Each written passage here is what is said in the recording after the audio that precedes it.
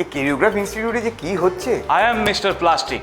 I'm everywhere. এই medical রিপ্রেজেন্টেটিভের training এ syllabus কি থাকে? আমরা 33টা ক্লাসে ভাগ করেছি। তো এই ডিটেলিং এর যে ট্রেনিং কিভাবে দেন একটু যদি আমাদের দেখাতে পারে। To lower basal and postprandial blood glucose level effectively in diabetes mellitus. এই অ্যামোলোডিপিনের আমরা একটা সার্ভে করি, যেখানে আমরা কেমিস্টের দোকানগুলো ভিজিট করি। কিরকম ইন্টারেস্ট দেখছেন এই জেনারেশনের মেয়েদের মধ্যে মেডিকেল রিপ্রেজেন্টেটিভ হওয়ার? আমি নিজেই প্রফেশনে ছিলাম দীর্ঘ 9 বছর। আচ্ছা, আপনারা কি দেখেন একজন যখন ফ্রেশ স্টুডেন্ট আপনার কাছে আসছে সিভি নিয়ে? তো কমিউনিকেশন পার্টটা is very very important. Wonderful. গান একটা শুনিও। গিফট কি এনেছো? আপনার কোম্পানি কত দূর পর্যন্ত বিস্তৃত? আমরা টোটাল নিউরোসাইকেট্রি সেগমেন্টটা কভার করছি এবং এটা কিন্তু অল ওভার ওয়েস্ট বেঙ্গলে আমরা ইতিমধ্যে পৌঁছে গেছি। যে ডাক্তারের সাথে র্যাপও কি করে বিল্ড করব? ডাক্তারবাবুদের উইকনেস জানাটা খুব দরকার।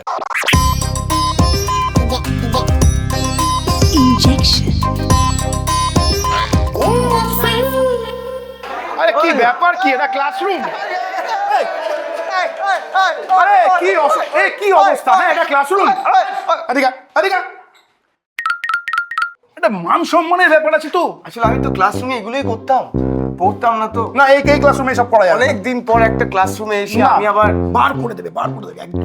এটা ধরে বার করে দেবে। এটা তো আমি জানি একটা মস্তিকা পাঠশালা। না, মস্তিকা পাঠশালা না। আমরা আজকে কোথায় আছি? আমরা আছি কেরিওগ্রাফ এই ইনস্টিটিউটে। এরা শেখান কি করে মেডিকেল রিপ্রেজেন্টেটিভ হতে হয়। কিন্তু আজকে এই মেডিকেল রিপ্রেজেন্টেটিভ কিভাবে তৈরি হয়, অর্থাৎ তাদের ট্রেনিং কিভাবে হয়, কোন কোন স্কিলগুলো জরুরি এবং কোন কোন স্কিলগুলো ডেভেলপমেন্টের জন্য আরো বিশেষ নজর দেওয়া হয়, এবং এই যে আমি শুরুতে বললাম যে মস্তিকা পাঠশালা অর্থাৎ খেলার ছলে কিভাবে এই ট্রেনিংটা চলে, সেটাই আমরা আপনাদেরকে আজকে দেখাবো কেরিওগ্রাফ ইনস্টিটিউট অফ ম্যানেজমেন্ট স্টাডিজে একের পর এক, অর্থাৎ একজন মেডিকেল রিপ্রেজেন্টেটিভ কিভাবে তৈরি হয়। তাহলে চলুন সবার আগে ইনস্টিটিউটটা ঘুরে দেখা যাক।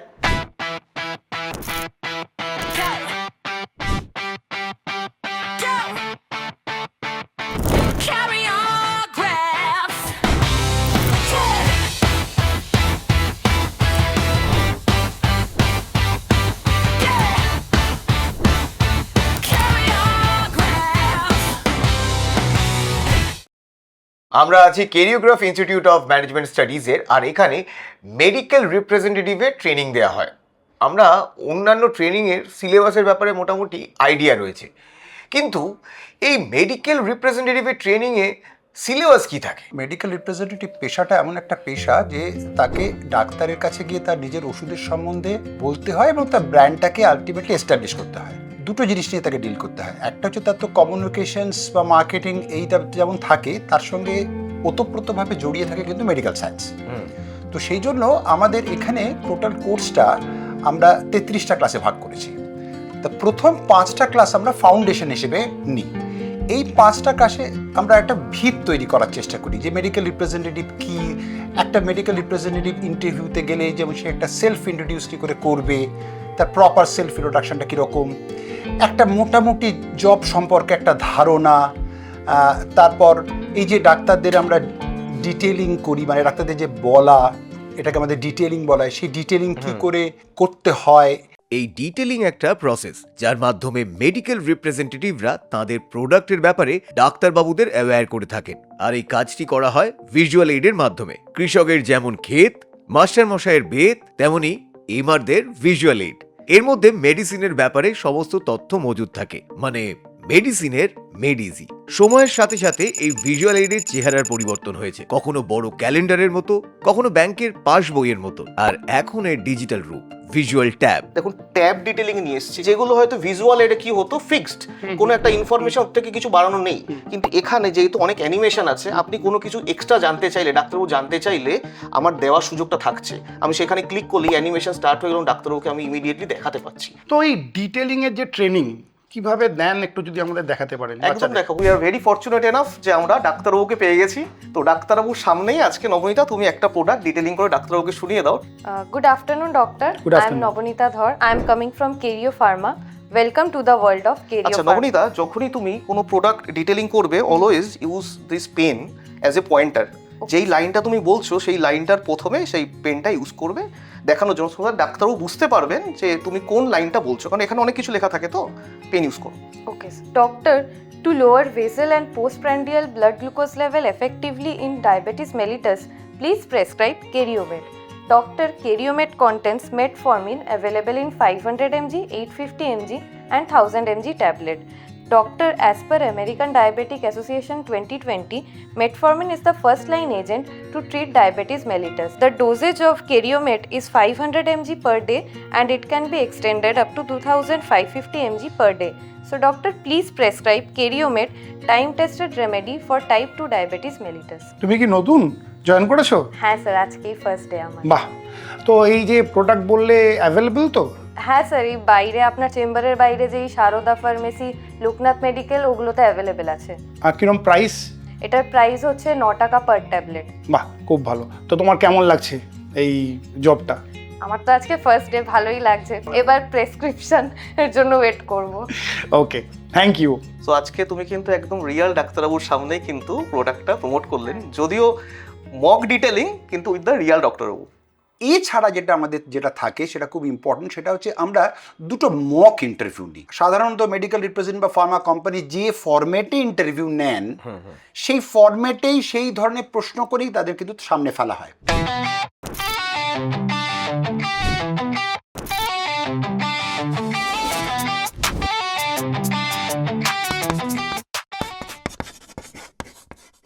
আচ্ছা, আপনারা কি দেখেন একজন যখন ফ্রেশ স্টুডেন্ট আপনার কাছে আসছে সিভি নিয়ে, আপনারা কোন কোন দিকগুলো চেক করেন? দেখুন, সবচেয়ে ফার্স্ট হচ্ছে একটা রিপ্রেজেন্টেটিভের কাজ তো কমিউনিকেট করা। তো কমিউনিকেশন পার্টটা is very very important. Second যেটা ইম্পর্ট্যান্ট হচ্ছে ওর সাবজেক্ট ম্যাটারটা কতটা বেসিক্যালি, ও আমাদের তো biological related, medical science related, at least বেসিকটা যাতে ওর আইডিয়া থাকে একটা, যে অ্যানাটমি অ্যান্ড ফিজিওলজি, এই একটা জিনিস উইচ ইজ ভেরি ইম্পর্টেন্ট। তাহলে দেখবো আমরা আজকের প্রথম মক ইন্টারভিউ, তার প্রথম candidate sir Sayandeep Kundu. Why you want to chosen this profession of medical representative? Sir, after graduation 2025, then I meet my cousin brother. He's a well-established medical representative. He told me about this industry.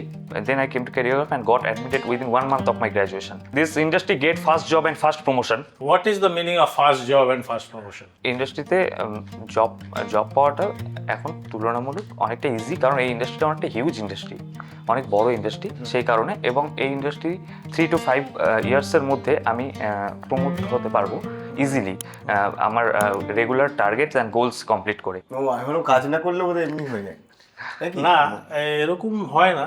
This is one profession where you start as a representative and you can be even the head of an organisation. খুব ভালো Sayandeep, wonderful. তাহলে এইবার কাকে ডাকবো আমরা? Sayani সাহারায়। Subject নিয়ে একটু জিজ্ঞেস করি।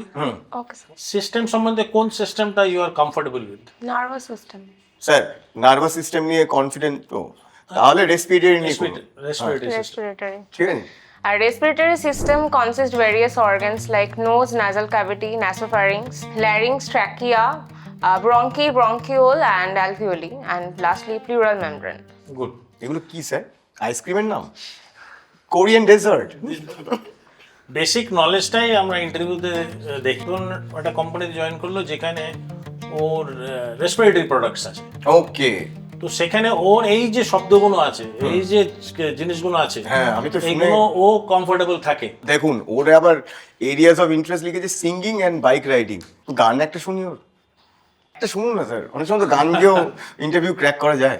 আমার ভিতর বাহিরে অন্তরে অন্তরে আছো তুমি হৃদয় জুড়ে, আমার ভিতর বাহিরে অন্তরে অন্তরে আছো তুমি হৃদয় জুড়ে।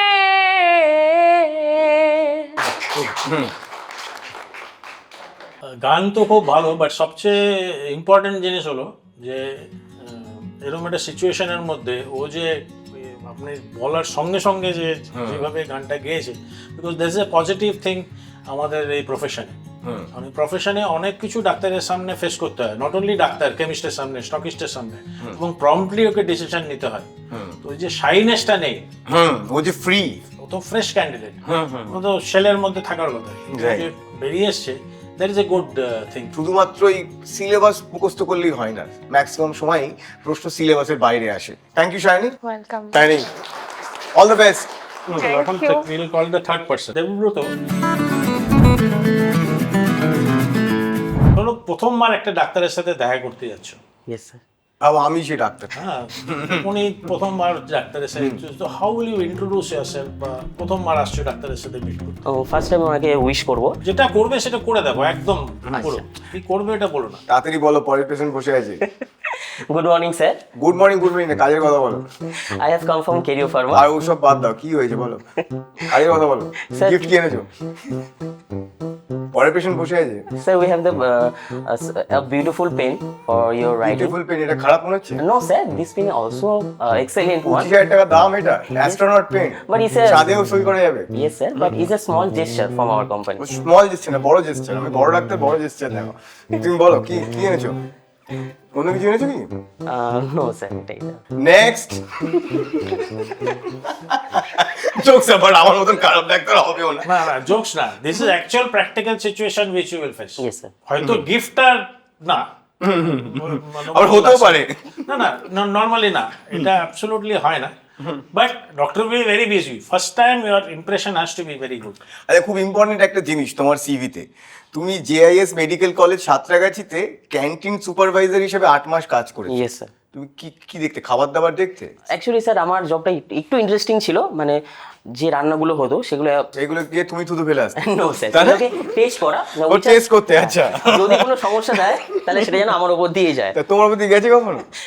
There is some incident, but মানে it is তুমি বেশি প্লেট খেতে? No, আমি দেখেছি যারা টেস্ট করে তারা বেশি খাবার নো খায়। স্যার, আমার খাওয়াটাই সবথেকে কম হতো। আচ্ছা, ধরো এরকম একটা সিচুয়েশন, ধরো তুমি সেদিন টেস্ট করতে ভুলে গেছো, Yes. আর রান্নায় কিছু একটা পড়েছে, আচ্ছা। মিড ডে মিলের মতো টিকটিকি পড়তেই পারে, হ্যাঁ, তো আর সবার পেট খারাপ হয়ে গেছে। এক, তোমার ওষুধ সম্বন্ধে নলেজ আছে, যেহেতু তুমি এই ট্রেনিং এর মধ্যে রয়েছে, অ্যাটলিস্ট মলিকিউল সম্বন্ধে বেসিক নলেজ আছে। প্রাথমিক চিকিৎসা বলছি, ধরো একটা এই যেহেতু একটা ক্যান্টিন দেখছো, অনেকজন একসাথে পেট খারাপ অসুস্থ হয়ে গেছে, তখন তুমি ওই সিচুয়েশনে কি স্টেপ নেবে? স্যার অ্যাট ফার্স্ট যে মানে যে খাবারটা খেয়েছে সেটাকে আমাকে ভমিট করে আগে শরীর থেকে বার করতে হবে। তো তার জন্য অনেকজন, কিন্তু অতজনকে বমি করাবে?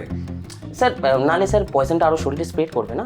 তো সবই খেয়েছে, তো দেয়ার ইজ চান্স দেয় এখনো ডাইজেস্ট হয়নি, তো বেরিয়ে যেতে পারে, তো সেই ক্ষেত্রে রিস্কটা অনেকটা কম হয়ে যাবে। তো আমি একটা জেনারেল আমরা যে করতেই পারি, খুব বেশি নুন দিয়ে জল গুলে দিলাম, সেটা সবাই খেলো, ঠিক আছে। আমি চাইবো এটা কোনোদিন না হোক, যদি হয় হসপিটালে নিয়ে যাবে না?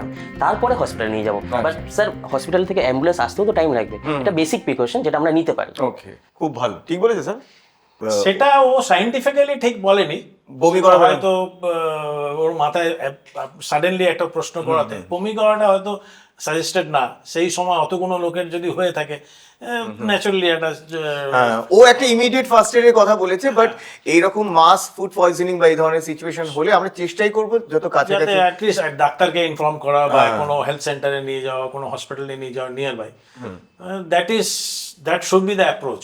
Anyway, thank you so much Debabrata, যে এরকম উল্টো পাল্টা প্রশ্ন করলাম আমি স্টুডেন্টদেরকে। আপনি কিছু মনে করেননি তো? না না, অ্যাবসলিউটলি না, কারণ কি যেখানে অ্যাকচুয়াল ইন্টারভিউ হয়, কোম্পানির অ্যাকচুয়াল ইন্টারভিউতে হয়, সেখানে আউট অফ সিলেবাস ইন্টারভিউয়ার অনেক কিছু জিজ্ঞেস করতে পারে, রাইট, যেটা which is not, because interviewer দেখতে চায় ক্যান্ডিডেটের প্রেজেন্স অফ মাইন্ড কিরকম আছে, হাউ ও হ্যান্ডেল করছে প্রেজেন্ট সিচুয়েশনটা কিরকম। ওকে স্যার, যেটা বললেন এই ফার্মাসিউটিক্যাল কোম্পানি যারা টপে রয়েছে তারাও কিন্তু তাদের ক্যারিয়ার শুরু করেছিলেন মেডিকেল রিপ্রেজেন্টেটিভ হিসেবে, অর্থাৎ মেডিকেল রিপ্রেজেন্টেটিভ এই জবের কিন্তু গ্রোথ অপরচুনিটি অনেকটা বড়। অন্যান্য প্রফেশনের ক্ষেত্রে যেটা হয়, তুমি যদি একেবারে গ্রাউন্ড লেভেলে শুরু করো তাহলে তোমার টপে যাওয়ার চান্স খুব কম থাকে, বা যেতে যেই সময় লাগে তোমার বয়স হয়ে যাবে, কিন্তু এখানে যেরকম চান্স সহজে পাওয়া যায় সেরকম গ্রোথের অপরচুনিটিও, কুইক গ্রোথের অপরচুনিটিও অনেক বেশি। তো এই মেডিকেল রিপ্রেজেন্টেটিভ প্রফেশনটাকে আরো গভীরে জানবো, আর কিভাবে এই একজন সফল মেডিকেল রিপ্রেজেন্টেটিভ তৈরি করা হয় সেগুলোর ব্যাপারে জানবো। ভালো মেডিকেল রিপ্রেজেন্টেটিভ হতে গেলে ভালো গোয়েন্দাও হতে হয়, আর এই গোয়েন্দাগিরির নাম RCPA, অর্থাৎ রিটেল কেমিস্ট প্রেসক্রিপশন অডিট।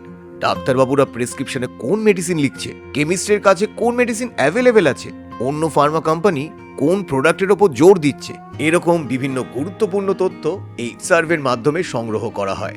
আর এই পুরো কাজটা করে থাকেন এমআর বন্ধুরা। চলুন দেখে নি তারা এই কাজটা কিভাবে করে।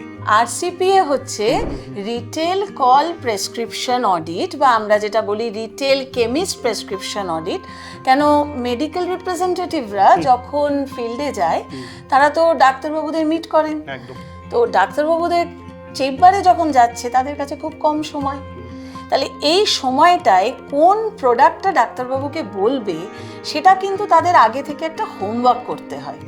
এই হোমওয়ার্ক করার জন্য তারা ডাক্তারবাবুদের প্রেসক্রিপশন যে রিটেল কেমিস্টগুলোয় যাচ্ছে সেখানে আগে থেকে তাদের জানতে হবে যে কোন প্রোডাক্টটা ডাক্তারবাবু লিখছেন। তাহলে সেই মতো করে তাদেরকে যদি তারা একটা আরসিপিএ করে তারা একটা প্ল্যানিং করে নিতে পারে, তাহলে তাদের সুবিধা হয় কি two detail the right product to the right doctor. ওদের একটা অ্যাসাইনমেন্ট আমরা দিয়েছিলাম যেখানে ওরা একটা মলিকিউল নিয়ে সার্ভে করেছে। আমি একটু রিকোয়েস্ট করব যে শুভ সংকেত একটু তোমার এক্সপিরিয়েন্সটা শেয়ার করো। অ্যাকচুয়ালি আমাদের এই ক্যারিওগ্রাফ থেকে একটা মলিকিউল দেওয়া হয় পার স্টুডেন্টদের। তো আমার মলিকিউল ছিল অ্যামলোডিপিন। এই অ্যামলোডিপিনের আমরা একটা সার্ভে করি, যেখানে আমরা কেমিস্টের দোকানগুলো ভিজিট করি। সেখানে সার্ভেতে আমরা এই ভিজিটের ছবি তুলি, সেখানে একটা ফ্রন্ট পেজ দিই, এবং সেখানে যেই মলিকিউল সম্বন্ধে আমরা যেই সার্ভেটা করছি সেই মলিকিউল সম্বন্ধে কিছু লেখা থাকে। এবং যখন এই সার্ভেটা করি সেখানে আমরা কিছু জিনিস নোট করি, যেরকম কোন কেমিস্ট ভিজিট করছি সেই কেমিস্ট, তার অ্যাড্রেস, তার ফোন নাম্বার, এবং সেই যেই মলিকিউলটা আমরা ভিজিট করছি সেই মলিকিউলটা কোন কোন ব্র্যান্ডের হয়ে যেন আমরা জানি একটা মলিকিউলের অনেক রকম 100টা ব্র্যান্ড হতে পারে। তো সেই কেমিস্টে কোন কোন ব্র্যান্ড আসছে, রাখছে, প্রেসক্রিপশান আসছে, সেল হচ্ছে, সেইগুলো আমরা নোট করি। এবং কোন ডাক্তার সেই প্রেসক্রিপশানে সেই মলিকিউলটার ব্র্যান্ড নেম লিখছে, কোন ব্র্যান্ড নেম লিখছে, কোন ব্র্যান্ডটা সবচেয়ে বেশি চলছে, সেইগুলো আমরা ভিজিট করি। এবং সেইগুলোর একটা স্ট্রিপে বা একটা বক্সে কতটা সেই মলিকিউলটা থাকে এবং আলটিমেটলি সেলটা কতটা হচ্ছে, এই পুরো সার্ভেটা আমরা করি, যেটাকে আমরা আরসিপিএ বলা হয়, retail chemist pharmacy prescription audit. আর এই যে ধরো কেমিস্টের কাছে যাচ্ছ, ধরো স্টকিস্টের কাছে যাচ্ছ, এটা তো সব চেনা নয়, সব অচেনা মুখ, তো এদেরকে কনভিন্স করো কি করে? আমি 9:30 10টায় বাড়ি থেকে বেরোলাম আলটিমেটলি, কারণ কেমিস্টের 90% দোকান তখনই ওপেন হয় এবং তখনই ভিড়টা হয়, ডাক্তার বসে চেম্বারে আসে। তো তারপর গেলাম অচেনা দোকান, প্রথমে গেলাম যখন, তো একটু যখন ভিড়টা কম মনে হলো, যখন গিয়ে প্রশ্নটা করলে উত্তরটা পাবো মনে হলো, ঠিক তখন গেলাম।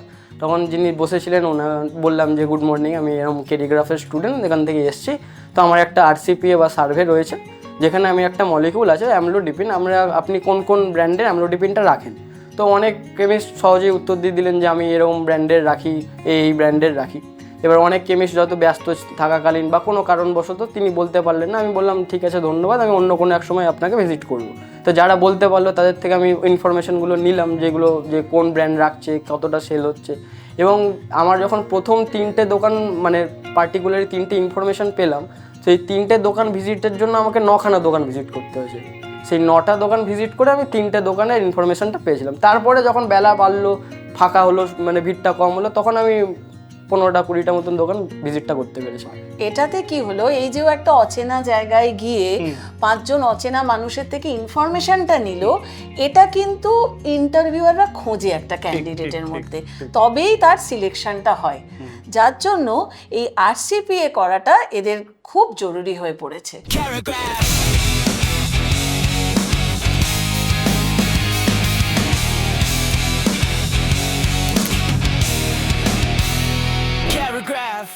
ও তুমি স্টুডেন্ট, এ কি ক্লাসরুমে সেতো নিয়ে আবার প্লাস্টিক? এই ক্যারিওগ্রাফ ইনস্টিটিউটে যে কি হচ্ছে, একটা অদ্ভুত ক্লাসরুমে এসেছি, সবাই অদ্ভুত অদ্ভুত সেজে রয়েছে। ম্যাম এটা কি হচ্ছে বলুন তো একটু। অ্যাকচুয়ালি দেখুন, আমরা তো গতানুগতিক কমিউনিকেশন মানে যেটা বুঝি হচ্ছে গ্রামার পড়তে হবে, কিন্তু আমরা একটু নতুনত্ব আনতে চাই, কারণ কন্টেম্পোরারি হতে গেলে ওরাও তো ভবিষ্যতে গিয়ে বিভিন্ন লোকের সাথে মিশবে, এবং সবসময় যে ডাক্তারের সাথে কথা বলছে তা না, কেমিস্ট আছে, ইভেন ইন্টারপার্সোনাল স্কিল তো বন্ধু বান্ধবের সাথে হয়, কলিগের সাথে হয়, সবই হয়। তো আমরা কি করি, ওদেরকে যে এনভিসি স্কিলটা যেটা দিই, নন ভার্বাল কমিউনিকেশন, এবং কমিউনিকেশন কিভাবে আরো ইমপ্রুভ করবে সেটার একটা প্র্যাকটিক্যাল ডেমো ওরা করে in terms of a skit, একটা ছোট্ট নাটক ওরা করে যেটার মাধ্যমে ওরা নিজেদের ক্যারেক্টারটাকে তুলে ধরে এবং সেখানে তাদের body language, facial expression plus যে ইমোশনটা নিয়ে সেই ক্যারেক্টারের যেটা আছে সেটা ওরা বলার চেষ্টা করে। এই কমিউনিকেশন, বডি ল্যাঙ্গুয়েজ এইগুলোকে শুধুমাত্র ফর্মালি তাদেরকে ট্রেন করা নয়, ইনফর্মালি, অর্থাৎ গেমসের মাধ্যমে অ্যান্ড স্পেশালি স্কিটের মাধ্যমে। তো সেই স্কিটের মাধ্যমে কীরকম ট্রেনিং হচ্ছে এবার দেখে নেবো একটা ছোট্ট ঝলক তাদের স্কিটের। I am Mr. Plastic. I'm everywhere. We need justice immediately. Order. In the court of universe, I am the judge, Kai. They choose plastic over my rivers. Be the solution, not the pollution. Reuse, recycle, and reuse. আচ্ছা, choreography শুনলাম নাকি একদম একটা নতুন batch এসছে, সবে নাকি 2 দিন হয়েছে। চলুন না একবার দেখে আসি কেমন ক্লাস করছে। আচ্ছা স্টুডেন্টস, তাহলে আজকে আমাদের সাথে এমিনেন্ট ডক্টর কুশল নারায়ণ স্যার রয়েছেন। তোমাদের মধ্যে যদি কারোর কোনো প্রশ্ন থাকে তোমরা স্যারকে করতে পারো। Good afternoon sir. Good afternoon. যে আমরা যেহেতু এই মেডিসিনাল ফিল্ডে নতুন, আমরা মেমার জবের জন্য আমরা যেহেতু ট্রেনিংয়ের পর প্লেসমেন্ট পাবো, প্রথম দিন তো যেহেতু আমাদের প্রথম জব, তখন তো নার্ভাসনেস তো থাকবেই, সেটাকে আমরা কীভাবে ট্যাকল করতে পারি সেই জন্য একটু সাজেশন দিতে পারলে স্যার। প্রথম কথা হচ্ছিল, তুমি যখন এই ইনস্টিটিউট থেকে শিখে বেরোচ্ছ তখন তুমি জানো how to face a doctor, তুমি সেটা জেনে গেছো, শিখে গেছো। কিন্তু যতই শিখি, যতই ব্যাটিং প্র্যাকটিস করি, সামনে থেকে যখন ওই ফাস্ট বোলার প্রথমে বল করতে আসে তখন তো পাটা একটু কাঁপে। খুব কমনলি আমরা দেখেছি যে প্রথম দিন এসছে মিট করতে, তার হাতটা হয়তো কাঁপছে, বা সেই যে জায়গায় হয়তো পয়েন্ট করার কথা সেই জায়গায় পয়েন্ট করতে পারছে না, বা তার হয়তো একটু ফাম্বল হচ্ছে। এগুলো খুব কমন, ঠিক আছে? তো তোমার এটা কি বলে লোকে যে practice makes a man perfect. তা তুমি প্র্যাকটিসটা তুমি প্রতিদিন করতে হচ্ছে, তোমাকে যেতেই হচ্ছে বিভিন্ন ডাক্তারের কাছে। তো যেতে যেতে যেতে যেতে তুমি দেখবে তোমার এটা ঠিক হয়ে গেছে। ডাক্তার যদি দেখে যে তুমি একটু নার্ভাস হয়ে পড়েছো, তুমি ভেবো না, ডাক্তার অবশ্যই তোমাকে সাপোর্ট করবে। তোমাদের অসংখ্য ধন্যবাদ জানাই যে তোমরা এত ভালোভাবে এখানে পড়াশোনা করছো আর সামনের দিনের জন্য তৈরি হচ্ছ ভালো মেডিকেল রিপ্রেজেন্টেটিভ হওয়ার জন্য। Thank you all. ফিউচারে কোনো না কোনো দিন তোমাদের সাথে হয়তো চেম্বারে দেখা হয়ে যেতে পারে। এই মেডিকেল রিপ্রেজেন্টেটিভ ট্রেনিংয়ে একটা খুব গুরুত্বপূর্ণ জিনিস হচ্ছে 1-to-1 মেন্টরিং। স্যার, 1-to-1 মেন্টরিংটা কি? যখন একটা ইন্টারভিউ হয় তখন বায়োডাটা সে যখন দেয়, সেই বায়োডাটা থেকে কিছু কোশ্চেন্স হয়। এবার ধরুন একটি ছেলে পাশ করেছে 2025-এ, তাকে যে কোশ্চেনটা করা হবে, তা যে ধরনের প্রশ্নের সে সম্মুখীন হবে, যে ছেলেটি ধরুন 3 বছর একটি অন্য সেক্টরে কাজ করতো, তারপর সে ছেড়ে মেডিকেল রিপ্রেজেন্টেটিভ হতে চায়, তাহলে তার প্রশ্নটা কিন্তু পাল্টে যাবে। তো সেই মতন আমরা তখন একটা আলাদা করে ইন্ডিভিজুয়ালি প্রত্যেকটি স্টুডেন্টের সাথে ইন্ডিভিজুয়ালি আমরা বসি। এটাকে আমরা মেন্টরশিপ বলি বা মেন্টরিং বলি বা বুস্টার ক্লাস বলি।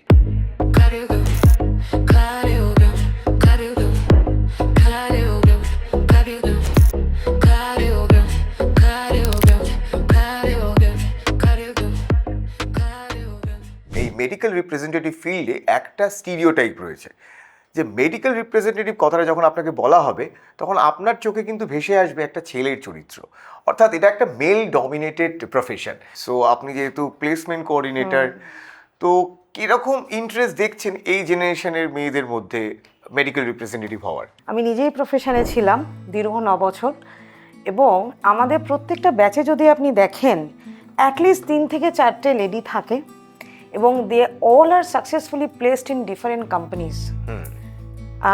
শুধু কলকাতার ক্ষেত্রে বলবো না, আমরা ডিস্ট্রিক্টেও কিন্তু প্রচুর লেডি প্লেস করি।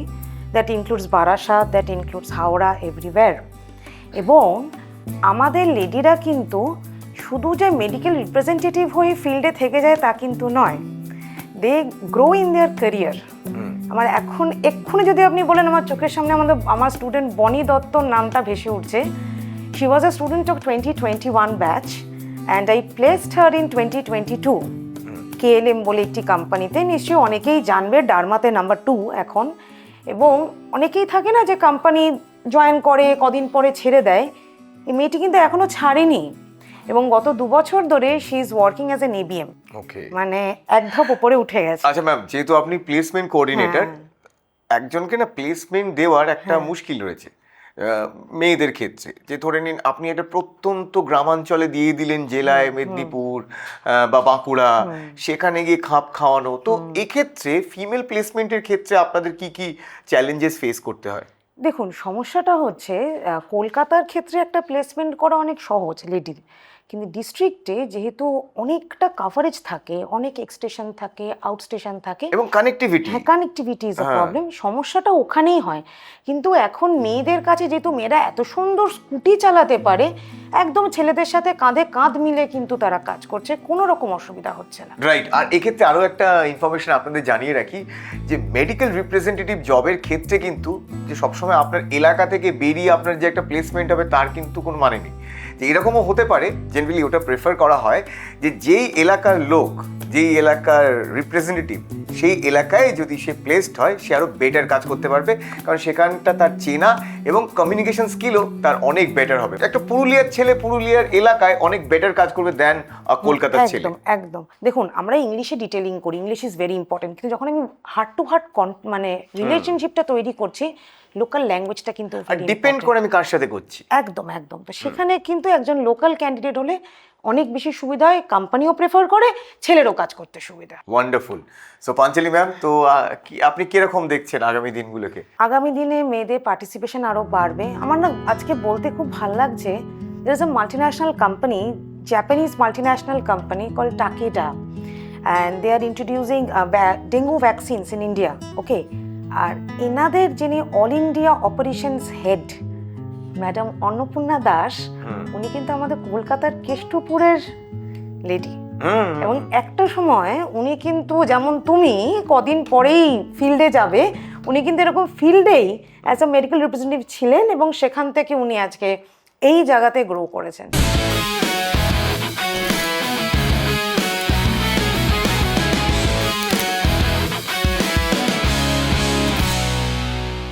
ক্যারিওগ্রাফ ইনস্টিটিউটের আমরা ফ্রেশার্সদের সাথে অনেক আড্ডা মারলাম, সমস্ত স্টুডেন্ট যারা ফিউচার এমআর মেডিকেল রিপ্রেজেন্টেটিভ, কিন্তু এই মুহূর্তে প্রেজেন্টলি ইনিও ক্যারিওগ্রাফের এক্স স্টুডেন্ট এবং এই ইন্ডাস্ট্রিতে বহুদিন রয়েছেন এবং এখন উনি একটা বড় পজিশনে রয়েছেন। সবাইকে নমস্কার। আমি এখান থেকে 2004-এ পাস আউট, আর 2004-এ জাস্ট 1 মাসের মধ্যে আমি কিন্তু একটা বড় কোম্পানিতে ফার্স্ট চাকরি যেটা পাই, সেটা একটা খুব বড় কোম্পানিতে, যেটা এখন এই মুহূর্তে 6th লার্জেস্ট কোম্পানি। আচ্ছা, এক্ষেত্রে দেখুন ফেলিয়ার একটা পার্ট অফ দিস জব। একদম। কারণ অনেক ক্ষেত্রে হতে পারে কেউ একজন জাস্ট ট্রেনিং কমপ্লিট করে সে ফিল্ডে গেল, প্রথমেই সে রিজেকশন ফেস করছে, তার তখন তো মনেই হতেই পারে যে আমার দ্বারা না এই মেডিকেল রিপ্রেজেন্টেটিভের কাজটা হবে না।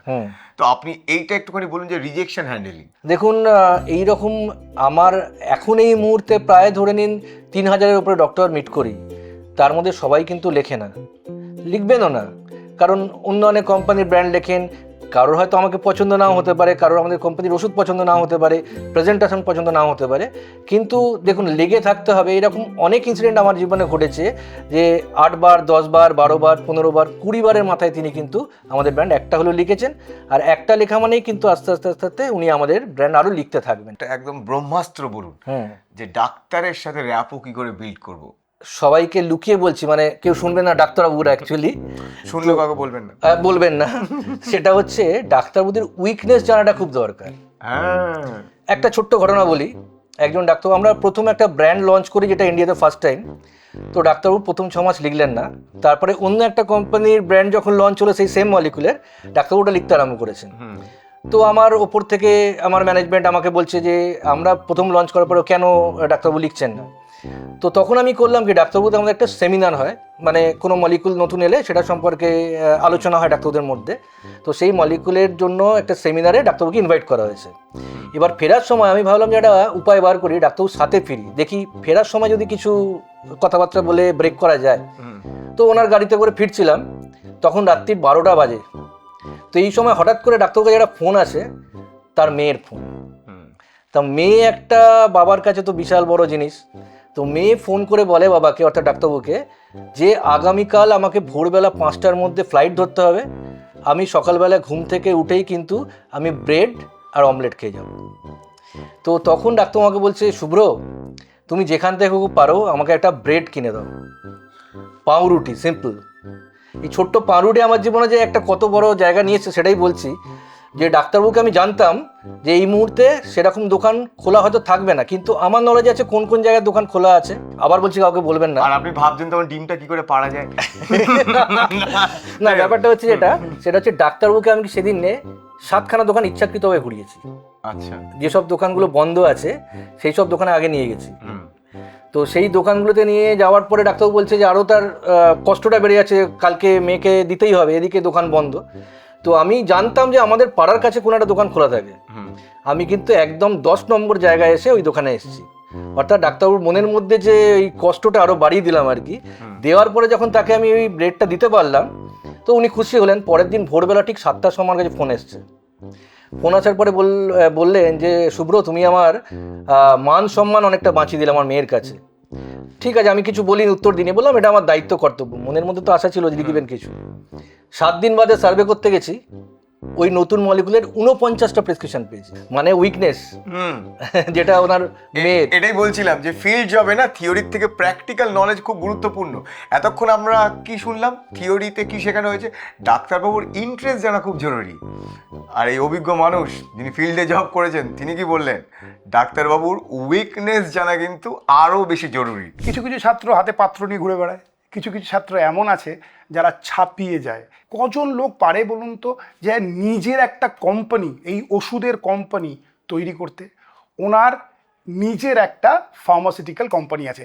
আর দেখুন এই যে নিউ এমপ্লয়মেন্ট জেনারেশন, এটা কতটা সাংঘাতিক জিনিস। কটা লোক পারে বলুন বেশ কিছু লোককে চাকরি দেওয়া? সেটা অমিতবাবু অবশ্যই করতে পেরেছেন। আপনার কোম্পানি কত দূর পর্যন্ত বিস্তৃত? আমরা 2020 সালে পথ চলা শুরু করি এবং যখন আমরা শুরু করি তখন আমাদের এমপ্লয়ি 4 জন ছিল মাত্র। আজকের দিনে দাঁড়িয়ে এটা প্রায় 35+ হয়ে গেছে। বাহ! আমরা টোটাল নিউরোসাইকেট্রি সেগমেন্টটা কভার করছি, তার সঙ্গে বিভিন্ন আদার্স যে ডাক্তারবাবুরা রয়েছে তাদেরকেও মিট করছি এবং এটা কিন্তু অল ওভার ওয়েস্ট বেঙ্গলে আমরা ইতিমধ্যে পৌঁছে গেছি। আগামী দিনে আমাদের আশা রয়েছে যে আমরা যত তাড়াতাড়ি সম্ভব দেশের বিভিন্ন কোনায় কোনায় পৌঁছে যাব। তো আমরা দেখলাম একজন ছাত্র, সে আস্তে আস্তে নিজেকে কত বড় একটা জায়গায় নিয়ে চলে গেছেন, আর এর পিছনে কেরিওগ্রাফের কি অবদান। তো দাদা আজকে দারুণ কাটলো দিনটা, সারাদিন এই কেরিওগ্রাফে জানতে পারলেন আপনারা অনেক কিছু। দেখুন মেডিকেল রিপ্রেজেন্টেটিভ, আপনারা ভাবেন এমনি গেল ডাক্তারের কাছে কি বলে এলো, ভিতরটা যে কত সাংঘাতিক, কত সায়েন্স, কত কিছু পড়তে হয় এদেরকে, সেটা আপনারা আশা করি এখানে এলে বুঝতে পারলেন। প্রচন্ড কম্পিটিটিভ একটা সময়, আমরা বিভিন্ন প্রফেশনের দিকে ঝুঁকছি, অনেক অল্টারনেটিভ প্রফেশন এসছে এবং আজ থেকে 10-20 বছর আগে বা 25 বছর আগে এমন অনেক প্রফেশন এক্সিস্ট করতো না। তার কারণ সেইগুলোর কোনো ট্রেনিং ইনস্টিটিউট ছিল না। আমরা জানতামই না এই প্রফেশনে চাকরি পেতে গেলে কোথায় গিয়ে আমি ট্রেনিংটা নেব। একদম তো সেরকমই একটা প্রফেশন মেডিকেল রিপ্রেজেন্টেটিভ। তো যারা যারা হতে চাও এই কম্পিটিটিভ বাজারে, যারা অল্টারনেটিভ জব অপশনস খুঁজছো, তারা একবার চলেই আসতে পারো কেরিওগ্রাফে আর ট্রেনিং নিতে পারো। কারণ বললাম যে এখানে অপরচুনিটিও যেরকম বেশি, সেরকম মেডিকেল রিপ্রেজেন্টেটিভ এই ফিল্ডে গ্রোথ অপরচুনিটিও কিন্তু অনেক বেশি। অর্থাৎ আজ তুমি এমআর, কে বলতে পারে যে কাল তুমি হয়ে গেলে রিজিওনাল ম্যানেজার বা এক্সিকিউটিভ বা ভাইস প্রেসিডেন্ট বা নতুন কোনো ওষুধ কোম্পানির মালিক, যেরকম আমরা দেখলাম। অনেক অনেক শুভেচ্ছা জানাই সকল ছাত্রছাত্রীদের এই কেরিওগ্রাফ ইনস্টিটিউটের, এবং আমরা শুভেচ্ছা জানাই সমস্ত মেডিকেল রিপ্রেজেন্টেটিভদের। আমরা জানি আপনাদের থ্যাঙ্কলেস জব, বিভিন্ন জায়গায় গিয়ে রিজেকশন ফেস করতে হয়, কিন্তু আপনারা ডিটারমাইন্ড থাকেন নিজের কাজের প্রতি, নিজের টার্গেটের প্রতি। এই রিজেকশন পেরিয়েও আপনারা কিন্তু সাফল্য এনে দেন আপনার কোম্পানিকে। আর অনেক অনেক ধন্যবাদ জানাই কেরিওগ্রাফ ইনস্টিটিউট অফ ম্যানেজমেন্ট স্টাডিজে। আপনারাও একবার এসে, এবং স্টুডেন্টদের বলছি তোমরাও একবার এখানে এসে ঘুরে যেতে পারো, দেখো এই ফিল্ডটা তোমার জন্য হয় কিনা।